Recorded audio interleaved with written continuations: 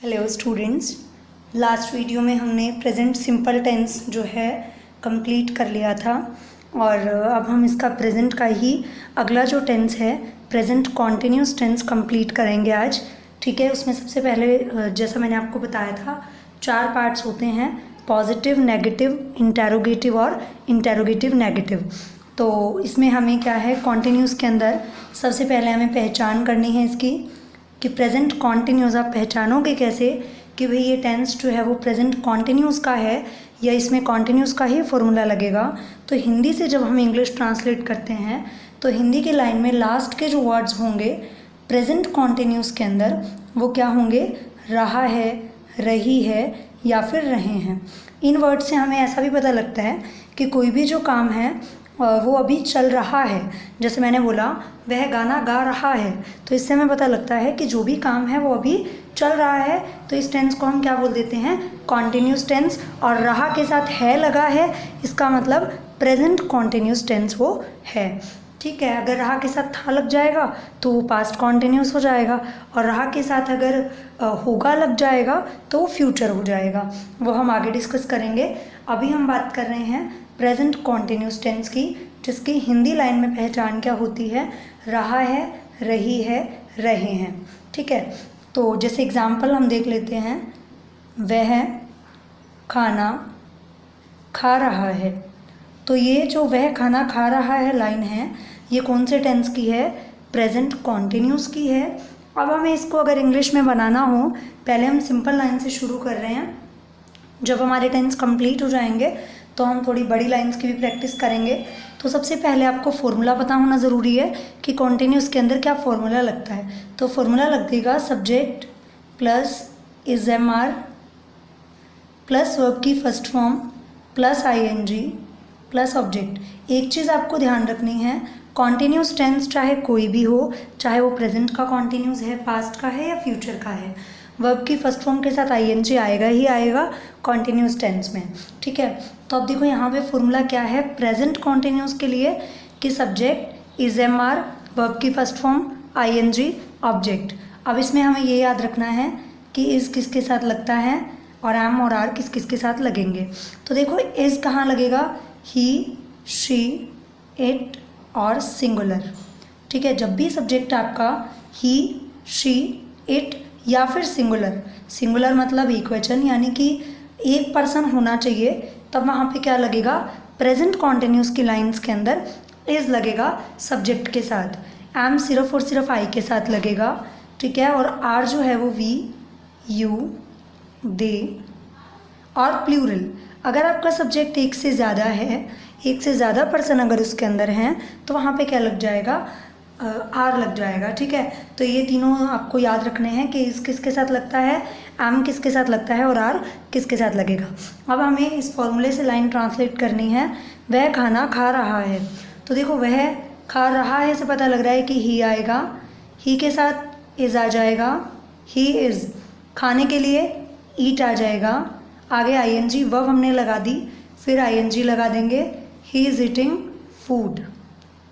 तो इस तरीके से आपको जो है सिंपल सी लाइंस जो हैं ट्रांसलेट करनी है।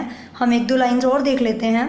जैसे मान लीजिए मैंने बोला हम स्कूल जा रहे हैं, तो अभी हम यहाँ पर पॉजिटिव सेंटेंस कर रहे हैं, तो मैंने यहाँ पे नहीं वगैरह नहीं लगाया कुछ भी, क्योंकि अभी हम सिंपल सेंटेंस कर रहे हैं पॉजिटिव।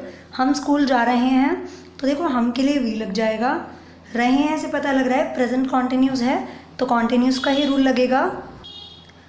तो यहाँ पर हम वी के साथ क्या लगाएंगे, आर लगाएंगे, फिर वर्ब आ जाएगी जाना यानी गो, फिर आईएनजी आ जाएगा, वी आर गोइंग। किसी चीज़ तक जाते हैं जब हम, तो वहाँ पे क्या आ जाता है, टू आ जाता है। ठीक है, तो we are going to school. जब हम किसी चीज़ से दूर जाते हैं तो वहाँ पर फ्रॉम आ जाता है। अगर मैंने यहाँ पर बोला होता कि हम स्कूल से जा रहे हैं, तो यहाँ पर आता we are going from school. ठीक है, लेकिन हम यहाँ पर बोल रहे हैं हम स्कूल जा रहे हैं, तो किसी चीज़ तक जब हम जाते हैं तो वहाँ पर टू आ जाता है, और जब किसी चीज़ से दूर जाते हैं तो वहाँ के लिए फ्रॉम यूज़ होता है। ये आपको याद रखना है, we are going to school. तो ये लाइन हमारे पास बन गई।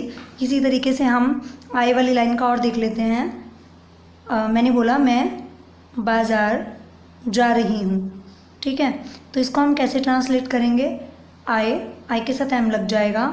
रही हूँ से पता लग रहा है कि प्रेजेंट कॉन्टिन्यूस टेंस है।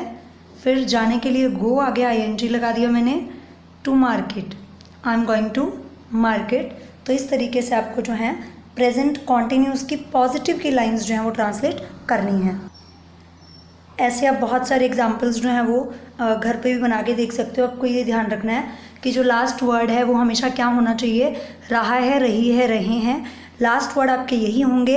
अगर लास्ट वर्ड ये हैं तो हमेशा लाइन में यही फॉर्मूला यूज़ होगा। सब्जेक्ट वर्ब की first form, subject is am are, verb की फर्स्ट फॉर्म आईएनजी ऑब्जेक्ट, ठीक है। और इसमें आपको रूल ध्यान रखने हैं, इस कहाँ लगेगा, एम कहाँ लगेगा, आर कहाँ लगेगा। और इस तरीके से आप बहुत सिंपली जो है अपनी हिंदी के लाइन को इंग्लिश में ट्रांसलेट कर सकते हो। और एक सबसे इम्पॉर्टेंट चीज़ इसमें होती है वो कैब ज़रूर पता होनी चाहिए आपको, क्योंकि देखो इतने सिंपल सेंटेंस नहीं आते हैं इंग्लिश में। जब आप कोई भी अपना चैप्टर ट्रांसलेट करते हो या कुछ भी आप कोई पैसेज वगैरह की कोशिश करते हो कि हिंदी से इंग्लिश बना पाओ या इंग्लिश से हिंदी बना पाओ, तो वहाँ पे आपको थोड़ी सी अपनी वोकैब अच्छी करनी पड़ेगी। आप डेली जो है कोई भी मतलब नए 10 से 15 वर्ड आप लर्न करने की कोशिश करो, ताकि आपको पता लगे अच्छे से, ठीक है। थोड़े वर्ड्स आते होंगे तो आपको ट्रांसलेशन जो है ईजी हो जाएगा, तो वो आप ज़रूर करो। अब हम इसी का ही नेगेटिव पार्ट और कर लेते हैं पॉजिटिव के साथ ही, क्योंकि नेगेटिव बहुत सिंपल है, इसमें कुछ भी नहीं है। तो हम इसका नेगेटिव पार्ट और देख लेते हैं, और इंटेरोगेटिव नेगेटिव हम नेक्स्ट वीडियो में देखेंगे। तो देखो यहाँ पे प्रेजेंट कॉन्टिन्यूस टेंस का हम नेगेटिव पार्ट करने वाले हैं। सबसे पहले पहचान तो वही रहेगी जो पॉजिटिव की थी, रहा है, रही है, रहे हैं। लेकिन आपको एक चीज़ ध्यान रखनी है, नेगेटिव मीन्स क्या हो जाएगा, नकारात्मक, ठीक है, यानी नहीं लग जाएगा लाइन में। तो कोई भी इसमें वैसे चेंज नहीं है, सिंपल सी बात है कि लाइन में बस नहीं लग जाएगा। जैसे वह खाना नहीं पका रहा है, ठीक है, वह खाना नहीं पका रहा है। तो यहाँ पे मैंने रहा है लगाया, जिससे हमें पता लगा कि प्रेजेंट कॉन्टिन्यूस है, और नहीं से हमें पता लगा कि प्रेजेंट कॉन्टिन्यूस का नेगेटिव पार्ट है, ठीक है। तो इसके लिए फॉर्मूला बहुत सिंपल सा है, सब्जेक्ट इज एम आर।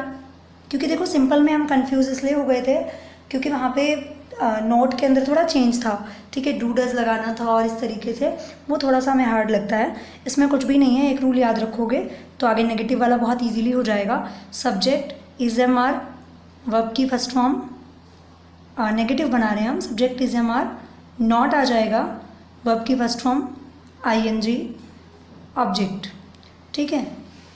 क्योंकि नेगेटिव बना रहे हैं तो नोट आएगा ही आएगा।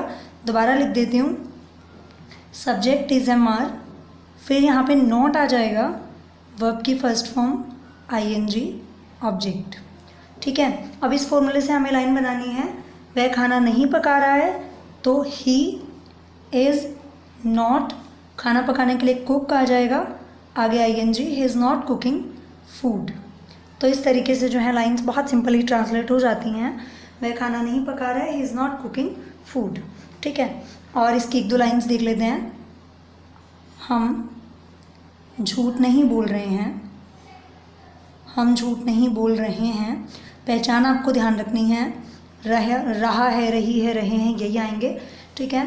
तो वी के साथ आर आ जाएगा, फिर नॉट आ जाएगा, वर्ब की फर्स्ट फॉर्म बोलना, स्पीकिंग, आईएनजी मैंने लगा दिया आगे, स्पीक, फिर आईएनजी, झूठ के लिए लाई आ जाएगा, वी आर नॉट स्पीकिंग लाई। तो इस तरीके से जो है आप इनकी लाइंस को ट्रांसलेट करोगे। पॉजिटिव और नेगेटिव हमने कंप्लीट कर लिया है।